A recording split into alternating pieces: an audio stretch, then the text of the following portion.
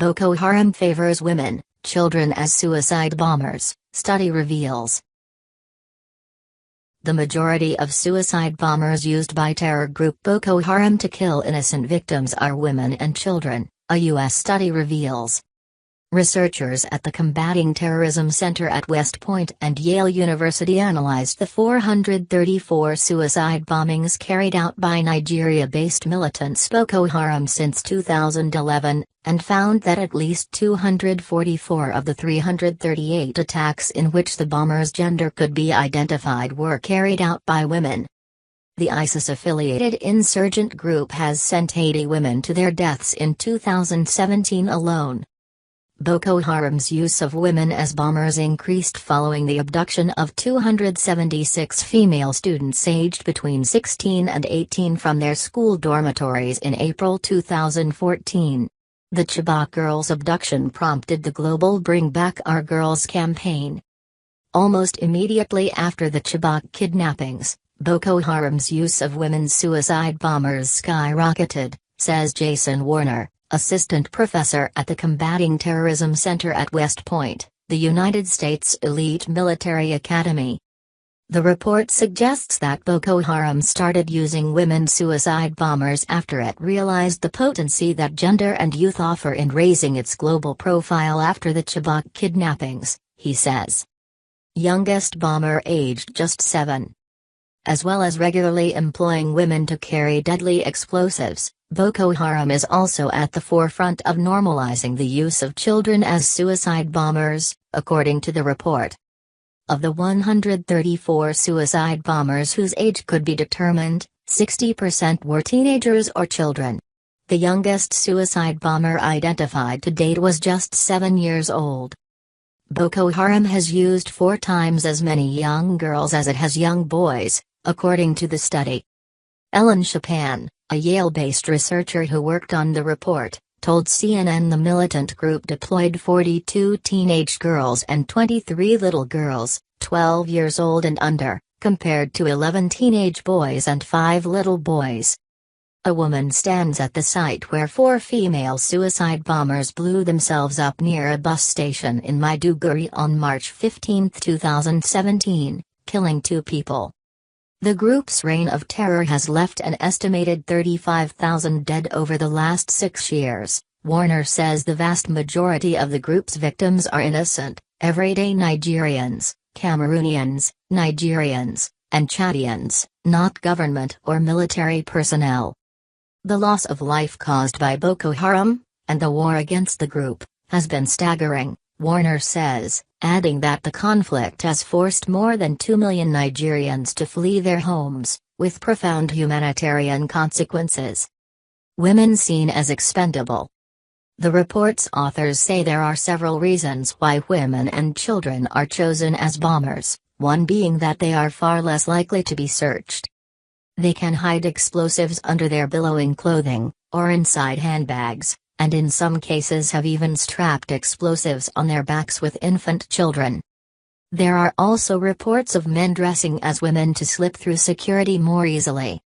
The researchers also believe that women and children are more susceptible to Boko Haram's recruitment efforts than their male counterparts, through violence, brainwashing or false promises. Women and female children, in particular, are seen as expendable by the male terrorist leadership, their vulnerability a destructive, deadly curse.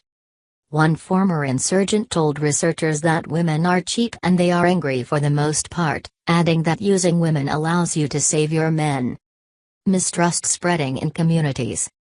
Hilary Matfus, one of the lead authors of the report, told CNN the group's choice of suicide bombers upends social norms about women and children, which make them effective beyond merely the lives that they claim when they are detonated. The spreading of mistrust caused by the use of women and children in such deadly roles undermines social cohesion and will make the process of post-conflict reconciliation and redevelopment all the more difficult, she says. Researchers' fieldwork for the study was limited because northeastern Nigeria, where Boko Haram is based, is notoriously dangerous for locals and foreigners. Media reports often did not report full details of the bombings, says Warner. Even getting approximate ages of bombers proved to be very difficult, and media accounts often did not even report the gender of the bombers. In instances where age or gender was not reported, it might be reasonable to expect that the bomber was an adult man, and thus, age and gender were not newsworthy enough to report at all, he says. Matva spent much of her time in the field conducting face-to-face interviews with former Boko Haram insurgents, victims and family members affected by Boko Haram's reign of terror. She said that as well as true suicide bombers, who are willing to die for a cause, Boko Haram also uses improvised explosives carried by unwilling victims and others coerced verbally, physically, materially or by violence. These are known as person-born IDs, or bites. Children and those forced into serving as bombers cannot be considered suicide bombers, and the counter-terrorism measures against bite attacks can differ than the tactics deployed against an autonomous, dedicated suicide bomber, she says. Women stigmatized by bombings. In Maiduguri, a town hit hard by Boko Haram's suicide bombings, Matva says the government has begun a campaign to raise public awareness about women and child bombers, explaining how to identify potential attackers. The policy is well-intentioned, but it risks stigmatizing the bombers, many, though not all, of whom have been coerced or forced into serving in this role, she said, adding that the widespread suspicion of women and girls that these attacks have resulted in already puts women and girls at a disadvantage in the community. Matva said former Boko Haram members had told her that some women do join Boko Haram voluntarily, and some even volunteer to be suicide bombers. She recalled a meeting with a group of female Boko Haram members who had been rescued by the Nigerian military and were being held in a rehabilitation camp, but who were still loyal to the insurgency. After talking to one of the group's younger recruits, a 14-year-old called Fatima, who had already been married twice, the girl asked to braid her hair. It was so clear to me then that this was just a young woman, with interests not very different from the teenage girls I grew up with, caught in the middle of tragic circumstances and a society marked by structural violence against women,